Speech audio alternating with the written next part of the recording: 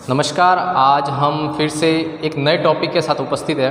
वैसे आज दो टॉपिक है, एक टॉपिक नहीं है। हमारे दो टॉपिक छूट गए थे, छोटे छोटे टॉपिक ही है और वो दोनों छोटे इसलिए मैंने दोनों को साथ में ले लिया है। तो वो दोनों टॉपिक है, सबसे पहला है जेंडर यानी कि लिंग, और दूसरा है अपोजिट वर्ड्स यानी कि विलोम शब्द। तो हम सबसे पहले जेंडर को देखेंगे। जेंडर यानी लिंग। हम पढ़ते हैं, अक्सर हमने छोटी कक्षाओं में पढ़ा हुआ है कि जेंडर दो प्रकार के होते हैं, पुल्लिंग और स्त्रीलिंग। अब हमने हिंदी में पढ़ा है कि लिंग दो प्रकार के हैं। पुरुषवाचक शब्दों वाले होते हैं वो होते हैं पुल्लिंग, और स्त्रीवाचक शब्दों वाले होते हैं स्त्रीलिंग। यानी जिन शब्दों से हमें स्त्री बोधक होता है, यानी कि स्त्री वाले शब्दों का बोध होता है, उनको कहते हैं स्त्री बोधक शब्द यानी कि स्त्रीलिंग। और जिन शब्दों से हमें पुरुष होने का बोध होता है, पुरुषवाचक शब्द होने का बोध होता है, तो वो होते हैं पुल्लिंग। अब ये किस प्रकार से होते हैं देखिए, हम इंग्लिश में इनको आज देखेंगे। इंग्लिश में इनको जेंडर कहते हैं, और इंग्लिश में भी जेंडर दो प्रकार के होते हैं। जैसे हिंदी में पुल्लिंग होता है, वैसे इंग्लिश में पुल्लिंग को मैस्कुलिन कहेंगे यानी कि मेल यानी पुल्लिंग। और दूसरा स्त्रीलिंग को कहते हैं फेमिनिन यानी कि फीमेल यानी स्त्रीलिंग। तो हम आज इन दोनों को देखेंगे, पुल्लिंग और स्त्रीलिंग को, मेल और फीमेल को। तो देखिए मैंने यहाँ पे कुछ शब्द लिखे हुए जो मेल है और फीमेल है, तो इनके एग्जाम्पल लिखा हुआ है। जैसे पहला लिखा हुआ बॉय मीन्स लड़का, तो लड़का पुल्लिंग है तो इसका स्त्रीलिंग हो जाएगा, इसका फीमेल हो जाएगा गर्ल यानी लड़की। दूसरा है मैन मीन्स आदमी, और आदमी का होता है औरत, तो इंग्लिश में हो जाएगा मैन का वुमेन। उसके बाद में फादर यानी पिता का स्त्रीलिंग होता है माता, तो फादर से हो जाएगा मदर। उसके बाद में सन यानी पुत्र, तो पुत्र का होता है पुत्री, तो सन का हो जाएगा डॉटर। फिर है हस्बैंड यानी पति, तो पति से होता है पत्नी, इसका स्त्रीलिंग पत्नी हो जाएगा, पति से पत्नी, तो हस्बैंड से वाइफ हो जाएगा। उसके बाद में डॉग यानी कुत्ता, तो कुत्ता से हो जाएगा बिच यानी कुतिया। फिर है हॉर्स मीन्स घोड़ा, और घोड़ी इसका स्त्रीलिंग है, तो हॉर्स का हो जाएगा मेयर यानी कि घोड़ी। उसके बाद है लॉयन यानी शेर, तो शेर का होता है शेरनी, तो लॉयन का हो जाएगा लॉयनेस यानी कि शेरनी।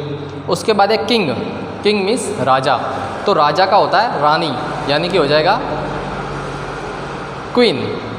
किंग का हो जाएगा क्वीन, राजा का हो जाएगा रानी। तो इस प्रकार से ये मेल से फीमेल बन रहे हैं। ये हमने छोटी कक्षाओं में पढ़े हुए हैं, और इस प्रकार से ये कुछ उदाहरण लिखे हुए हैं। हमें इनको याद करना पड़ेगा क्योंकि इनका कोई नियम वगैरह नहीं है, इसके लिए हमें याद करना पड़ेगा। हर शब्द का एक अलग मेल का एक अलग फीमेल होगा, तो हमें उन शब्दों को याद करना पड़ेगा।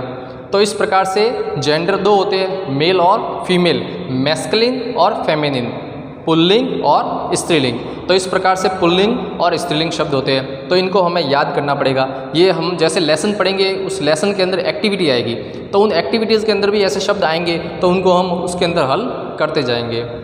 उसके बाद में अगला टॉपिक है अपोजिट वर्ड यानी कि विलोम शब्द वो होते हैं जो विपरीत अर्थ बताते हैं। जैसे हम पढ़ते हैं रात दिन, ऊपर का नीचे, आगे का पीछे, अच्छा बुरा, तो इस प्रकार से हम हिंदी में पढ़ते हैं, तो उनको उसी प्रकार से वो इंग्लिश में भी होते हैं, उनको हम अपोजिट वर्ड्स कहते हैं। जैसे कि देखिए यहाँ पे मैंने एग्जांपल लिखे हुए हैं, गुड यानी होता है अच्छा, तो अच्छे का हिंदी के अंदर होता है बुरा, तो इंग्लिश में गुड का हो जाएगा बैड यानी बुरा।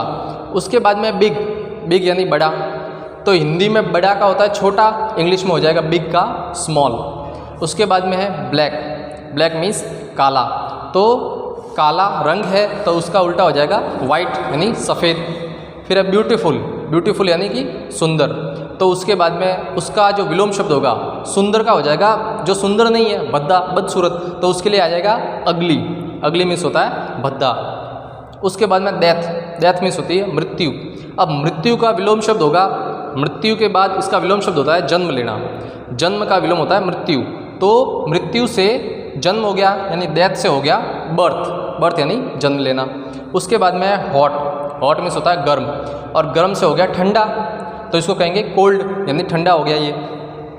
फिर है हार्ड यानी कठिन, जिसको करने में बहुत समस्या आती है, जिसको करना आसान नहीं होता, हार्ड का हो जाएगा इजी यानी सरल, ये इसका विलोम शब्द हो जाएगा। उसके बाद में है ऑलवेज यानी हमेशा जो सदैव होता है, और ऑलवेज का विलोम शब्द हो जाएगा जो कभी नहीं होता यानी कि नेवर। उसके बाद है बिगिन, बिगिन यानी किसी काम को शुरू करना, और इसका विलोम शब्द हो जाएगा एंड यानी अंत। वैसे विलोम शब्द बहुत सारे हैं और जेंडर भी बहुत सारे हैं, लेकिन हम इतने ही पढ़ सकते हैं, इससे ज़्यादा हमें और जैसे जैसे हम एक्टिविटी हल करेंगे, बुक्स देखेंगे तो उसके अंदर एक्टिविटी आएगी, तो उसके अंदर हम इन शब्दों को और देखते जाएंगे। और हम अगले वीडियो के अंदर लेसन से शुरू करेंगे और लेसन को हम पढ़ना स्टार्ट करेंगे, क्योंकि लेसन भी पढ़ने हमें बहुत ज़रूरी है। और मेरा आपसे निवेदन है, यदि आपके पास बुक्स नहीं है तो आप बुक्स ले लीजिए, क्योंकि अगले वीडियो के अंदर मैं लेसन स्टार्ट करूँगा और लेसन के अंदर मैं लेसन पढ़ाऊँगा, मीनिंग भी लिखवाऊँगा, और उसके बाद में उसके अंदर कुछ एक्टिविटी भी आएगी, उसमें भी हम हल करेंगे। तो उसमें ये gender, opposite, fill in the blanks, question answer ये वगैरह होते रहेंगे, तो उनको भी हम हल करेंगे।